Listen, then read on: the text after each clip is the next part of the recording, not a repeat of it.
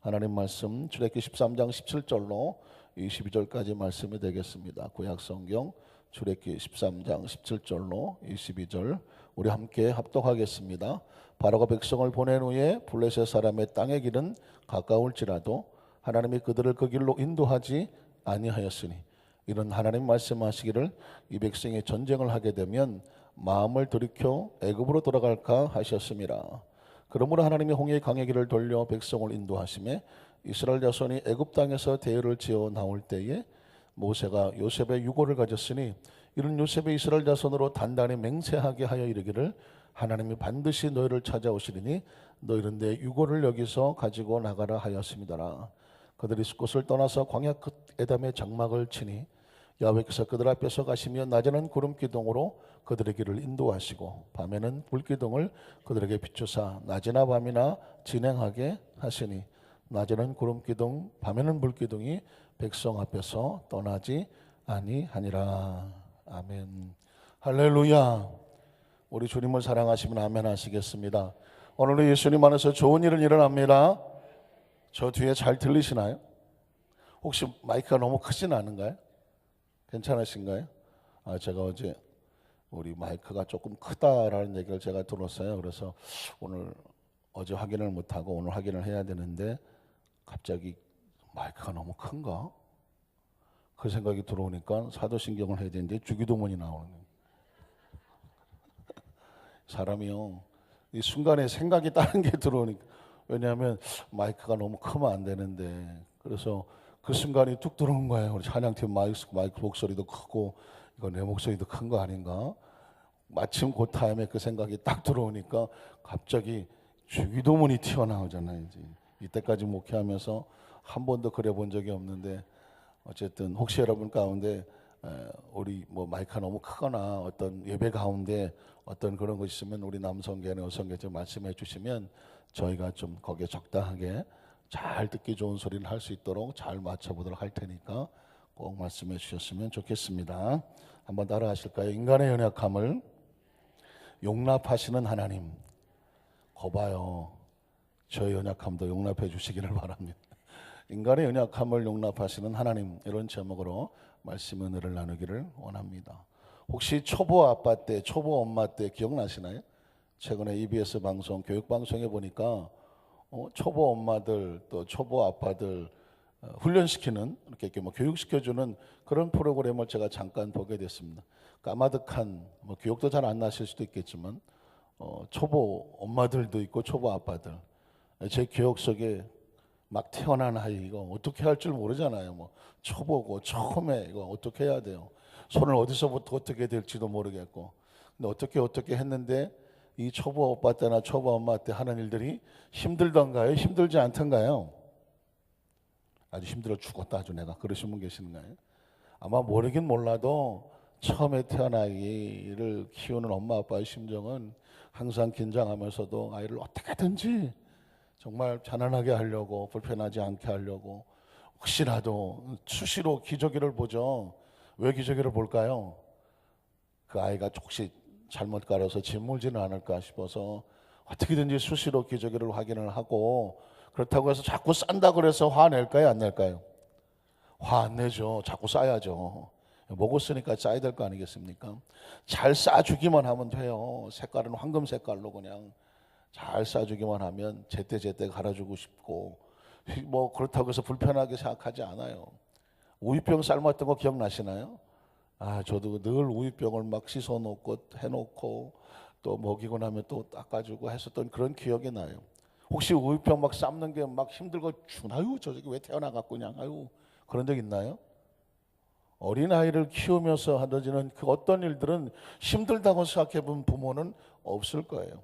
저녁마다 아이 머리 목욕시켜주고 머리 감겨주는 거 지금 생각하니까 거꾸로 이렇게 해갖고 했었던 기억도 나는데, 그 어린아이를 키우면서 부모가 힘들다고 생각하는 적은 거의 없을 겁니다. 물론 이제 어느 정도 좀 세월이 지나고 나면 자다가 아이가 막 깨면은 처음에는 엄마 아빠가 자기가 먼저 막 일어나죠. 저도 기억이 나요. 깨면 혹시나 싶어서 그냥 벌떡 튀어나와서 애를 돌봤는데, 한 몇 개월 지나가면 어떻게 되죠? 애가 울면 서로 툭툭 치죠. 빨리 일어나봐, 일어나봐. 여러분은 그런 기억이 없는데 저만 그런 기억이. 그래서 아마 조금 이제 여유가 생긴 이제 그런 것도 있겠지만, 성경에 보면 하나님은 마치 자기 백성을 어린아이 다루듯이 연약한 그것들을 인정해 주시는 모습을 볼 수가 있어요.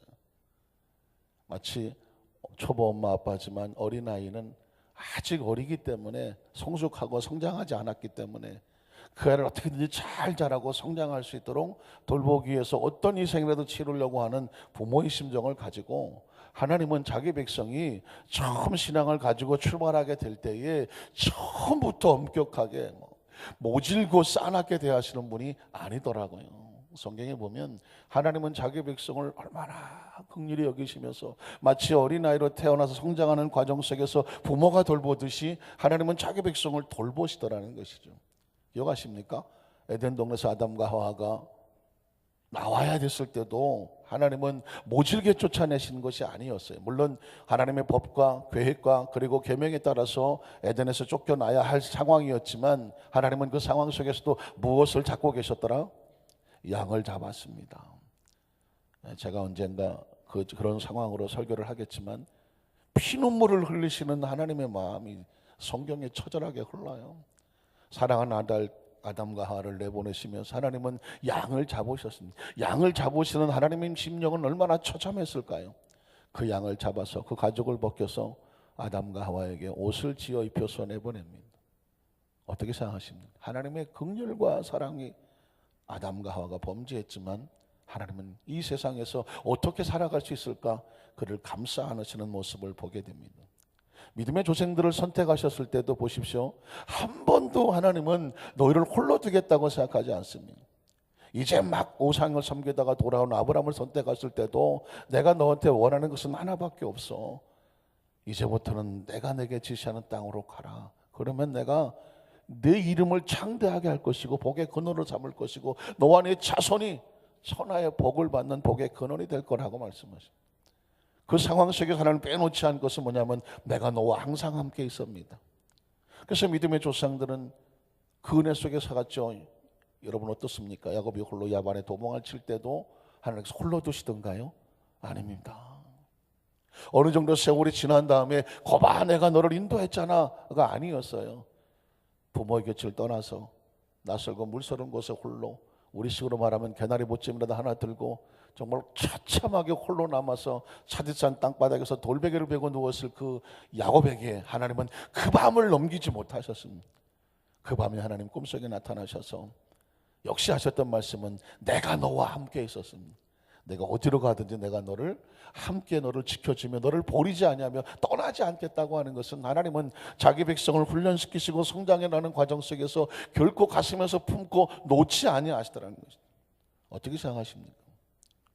요셉이 애굽에 홀로 떨어져 내려갔을 때도 성경은 항상 따라다니는 단어가 뭐였을까요? 하나님이 요셉과 함께 있어요. 함께 있어요. 함께 있어. 다른 건 하나도 안 들어와요. 저는요, 그가 무슨 구덩이에 던져졌는지, 모함을 당했는지, 남의 집 살이를 하고 살았는지, 아니면 뭐 누명을 쓰고 감옥에 들어갔는지, 얼마나 있었는지 하나도 생각이 안 나요. 전 요셉 하면 떠오르는 단어는 그거밖에 없어요. 야훼께서 요셉과 함께 있어서 그의 범사에 복을 주시며 형통한 자가 되어서 그의 주인이 그가 하나님과 함께한 사람을 알게 하셨더라는 것입니다. 그러니까 한 번도 가슴에서 놓은 적이 없으시다는 것입니다. 모세도 그렇잖아요. 모세도 10만 연단과 훈련소에 있는 것 같았지만 너무 힘들고 어려워서 하나님 나 못 가요 라고 말했을 때 내가 같이 가줄게. 내가 같이 가줄게. 내 입에 말을 내가 줄게. 하나님은 여전히 모세를 가슴에 끌어안고 계심을 볼 수가 있습니다. 끌어안았다는 표현을 자꾸 쓰니까 성경적이냐? 성경적입니다. 기억하시잖아요. 신명기 1장에 보니까 너희 행로 중에 사람이 자기 아들을 가슴에 끌어안는 것처럼 야훼께서 너를 가슴에 끌어안고 여기까지 인도하셨다. 기억하십니까? 한번 따라하실까요? 우리를 가슴에 끌어안으시는 하나님. 언제 우리가 우리 자식들을 끌어안아요? 힘들고 어렵고 지치고 스스로 움직이지 못할 때 부모는 달려가서 끌어안지 않습니까?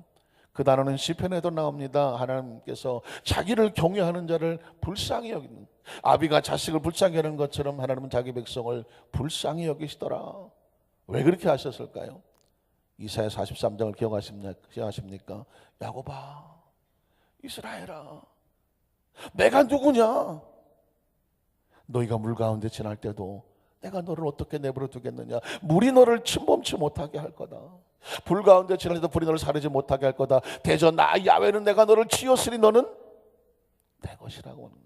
내가 너를 보배롭고 존귀 여긴다는 가슴에 끌어안아 주시는 하나님이에요. 그래서 아하, 하나님은 우리가 연약한 것을 알고 계시고 그 연약함을 가지고 믿음 생활하려고 몸부림을 치는 우리의 심정도 헤아리시는 분입니다. 그래서 여러분 결정적으로 로마서 8장 26절에 보면 이와 같이 성령도 우리 연약함을 돌보신다고 말씀했어요. 어떻게 생각하십니까? 이런 심정인 것 같아요. 저는 저희 집 아이가 태어났을 때에 한동안 불쌍해서 견딜 수 없었다라는 표현을 썼습니다. 아이를 보니까 왜 이렇게 불쌍한지 모르겠어요. 그래서 우리 집사람하고 다투기도 했다고 그랬죠. 하루는 속 얘기를 함부로 하는 게 아니더라고요. 아, 나는 이 지원이를 보면 불쌍한 마음이 든다. 그랬더니 우리 집사람이 그냥 왜 불쌍해요? 의외의 반응이 왔잖아요. 아니 뭐 아빠가 없어요, 엄마가 없어요, 또 뭐 저거 그러는데, 아니 그런 차원에서 불쌍함이 아니라 내가 살아온 삶의 모습 속에서 이 아이가 그 삶을 이제 태어나서 그 겪었던 것을 얘도 겪고 자란다고 생각을 하니까 그게 가슴이 미어진다는 것이죠. 이해가십니까? 저는 그래서 이 땅의 크리스찬들을 보면, 저를 포함해서 우리 성도님들을 보면 불쌍해요. 또 야단 맞을 생각을 각오해야 돼요. 전 여러분이 불쌍해요. 저도 불쌍해요. 여러분이 생각하시기에 목사님 우리가 왜 불쌍합니까? 라고 하실지도 몰라요. 근데 불쌍해요. 왜 불쌍하냐? 하나님의 관점에서 볼 때 우리를 그렇게 긍휼히 보실 것 같아요. 우리가 의를 행할 능력이 없잖아요. 이 세상은 죄로 가득하잖아요. 그 속에서 우리의 지성으로 이겨냅니까? 우리의 감성으로 이겨냅니까? 우리가 의지가 있어서 이겨냅니까? 우리가 똑똑해서 이겨냅니까? 우리가 수양을 많이 해서 이겨냅니까? 이 험악한 죄 속에서, 이 죄악의 상황 속에서 믿음으로 지키려고 몸부림을 치면서 오늘 또 7번 넘어져도 8번 일어나려고 어떻게든지 헌신하고 어떻게든지 봉사하려고 하고 어떻게든지 예배지키려고 하고 어떻게든지 용서하려고 하고 어떻게든지 말씀대로 살려가려고 하잖아요. 그런 모습을 보면 너무 귀하지 않나요? 여기서 말한다는 불쌍함이란 뭐냐면 그런 모습을 보면서 느끼는 너무 정말 감동과 감격이에요. 야, 그걸 어떻게 이겨내려고 하냐. 하나님은 전지전능하시잖아요. 하나님은 전지전능하지만 인간은 무지무능하다고. 그런데 그 세계 속에서 하나님이라는 존재를 보이지도 않고 들리지도 않고 잡히지도 않는데 그 믿음 하나 끌어안고 하나님 앞으로 자꾸 달려나가려고 하는 그 모습을 보면 하나님의 가슴은 뭉클거릴 거라고요. 뭉클거릴 거예요.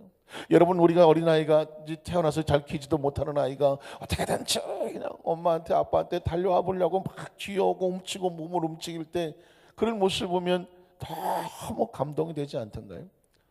성경은 그래서 하나님 우리를 어떻게 취급하시는지 가만히 보면 어린아이를 가슴에 끌어안는 것처럼 하나님은 자기 백성을 이해하고 용납하고 가슴에 끌어안으셔서 어떻게 해주시더라? 품고 가시더라는 이야기입니다. 오늘 성경에 보면 그런 하나님의 마음을 발견하게 됩니다. 여러분, 출애굽기 13장 17절을 한번 볼까요? 출애굽기 13장 17절을 보면 출애굽기 13장 17절이요. 바로가 백성을 보낸 후에 블레셋 사람의 땅의 길은 가까울지라도 하나님이 그들을 그 길로 인도하지 아니하신다. 여기서 우리는 잠깐 스톱을 시켜놓을게요. 하나님의 마음을 발견하게 됩니다. 왜냐하면 애굽에서 나와서 가나안 땅에 가는 길이 아마 몇 가지 길이 있겠죠. 몇 가지 길이. 그런데 그 중에서도 가장 가까운 길이 있다는 것입니다. 그런데 가장 가까운 길은 어떻게 되냐면 블레셋 사람들이 지금 있는 그 땅의 길을 통과하는 것입니다. 그런데 하나님께서는 아무리 가깝다고 해도 그 길로 이스라엘 백성을 인도하지 않았다는 것입니다. 이유가 뭔지 아십니까? 그 다음 절에 보면 이는 하나님이 말씀하시기를 이 백성이 전쟁을 하게 되면 마음을 돌이켜 애굽으로 돌아갈까 하셨음이라는 거예요.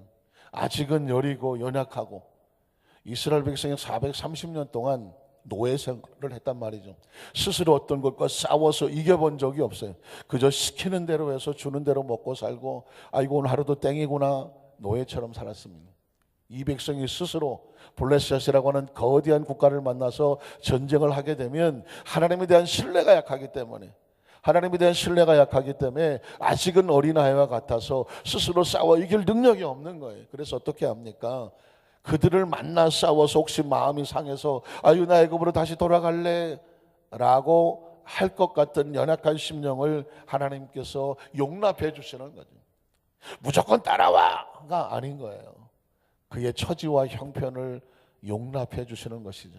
그래서 하나님의 선택한 길은 뭐냐면 그 다음 절에 보면 그러므로 하나님이 홍해의 광야길로 길을 돌려서 안전한 곳으로 돌려서 백성을 인도하셨다는 것입니다. 우린 여기서 하나님이 하나님의 관점에서 우리를 끌고 가지 않아요. 가끔씩 그런 거 있죠. 부모의 관점으로 자식들에게 넌 왜 이것도 못하니 저것도 못하니 라고 하면서 부모의 관점에서 부모는 잘하니까 자식을 야단치거나 끌고 가려고 하는 경향이 누구에게나 인간이 있을 수 있어요. 그런데 놀랍게도 하나님은 하나님의 관점에서, 하나님은 아까 제가 말씀드렸죠, 전지전능하시니까 이렇게 하고 저렇게 하고 가장 잘 알고 계시니까 날 따라와 해야 하시잖아요. 그런데 하나님은 우리의 각자 형편 처지에 따라서, 믿음의 분량에 따라서 하나님께서 그 길을 인도하시는 모습이 다양하시다는 것입니다. 그래서 하나님은 모든 사람에게 똑같이 그 사람들을 상대하지 않아요. 각자의 심령과 처지와 믿음의 분량에 따라서 가장 좋은 길로 선택하시는 하나님. 그것은 뭐냐면 우리 연약함까지 뭐 하시기 때문에 그래요? 용납하시기 때문에 그래요. 이걸 사랑이라고 말하는 것입니다. 기꺼이 기다려주는 것이죠. 기꺼이 넘어지면 일어설 수 있도록 부추겨 주는 것입니다. 혹시 실패하고 쓰러져 있다고 할지라도 그를 비판하고 정죄하고 손가락질하는 것이 아니라 그를 사랑하고 그를 품어서 용기를 주어서 다시 시작할 수 있도록 만들어 주시는 분이 바로 하나님의 사랑과 배려입니다. 한번 따라 하실까요? 하나님은 나를 기꺼이 용납해 주시는구나. 여러분, 탕자의 비유를 한번 볼까요? 탕자의 비유를 보면 제가 지난번에 한번 이 비유를 얘기하면서 여러 가지 각도에서 질문을 하고 싶다. 탕자가 왜 나갔느냐라고 한 얘기를 지난 주일날 질문했다면, 두 번째 질문은 뭐냐면 어떻게 그 아버지가 아들을 그렇게 그냥 그대로 용납하고 받아줄 수가 있느냐. 왜냐하면 절대로 그대로 받아줄 수 있는 상황이 아니라는 것을 큰아들이 말하고 있잖아요. 아버지, 지금 뭐 하시는 겁니까? 아니 저 자식이 무슨 짓 했는지 몰라요? 아버지의 재산을 들고 나갔단 말입니까? 그리고 가서 온갖 별짓을 다 하고 다 탕진했단 말입니다. 아주 노골적으로 창기와 함께 그 재산을 다 탕진한 저놈, 집안 망신 다 시키고 나가서 돼지치기 하고 지금 저 꼬라지를 보시라고. 저런 놈을 용납하십니까? 이게 사실이, 이게 팩트예요. 사실은 큰아들이 한 얘기에 틀린 게 하나도 없다니까요.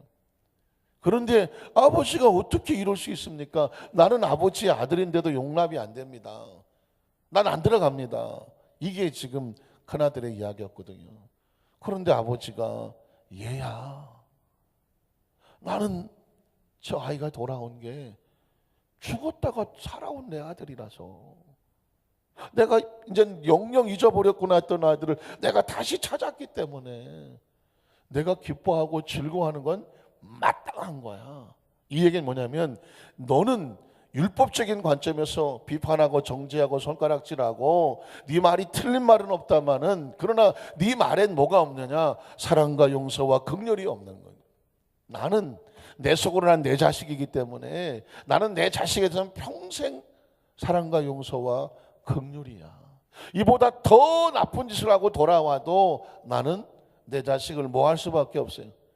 안아줄 수밖에 없어. 용서해 줄 수밖에 없어. 용납해 줄 수밖에 없어. 왜? 난 아버지야. 난 아버지야. 그리고 그놈은 내 자식이라니까. 그래서 아비가 자식을 불쌍히 여긴과 같이 모든 사람은 저 자식 돌로 때려 죽여야 된다라고 손가락치며 동네 사람들이 다 태어났다고 할지라도 아버지는 그 아들을 가슴에 끌어안고 이렇게 말할 거예요. 차라리 날 치라고. 내 자식 잘못한 거 내가 왜 모르겠느냐고. 그러나 날 치라고 끌어안을 것입니다. 사랑하는 성도 여러분, 이게 아버지의 심정이고 하나님의 심정인 것이죠. 그래서 하나님이 세상을 이처럼 사랑하사 로맨틱한 이런 그런 사랑 아니죠. 이런 사랑이 아니라 긍휼히 여기고 불쌍히 여기고 안아주고 덮어주고 용납해 줄 수밖에 없는 사랑. 그 사랑으로 이 세상을 덮어주셔서 독생자가 오셔서 우리를 대신해서 끌어안아 주시는 사건을 십자가의 사랑이라고 말씀하는 것입니다. 그러니 그 사랑은 용납해 주실 수밖에 없습니다. 그 용납도 끊임없는 용납인 줄로 믿습니다. 자, 신약시대에는 성령께서 우리 연약함을 도우셨다고 말씀하셨던 것처럼 그 연약함을 어떻게 해요? 광야길을 가는 동안에 하나님은 이런 마음으로 함께 하셨습니다. 출애굽기 13장 21절에 보니까 야훼께서 그들 앞에 가시며, 자, 그들을 돌보시는 그 사랑이 이렇게 표현되고 있습니다. 앞에서 가시더라. 한번 따라하실까요? 우리 앞에서 먼저 가시는 하나님.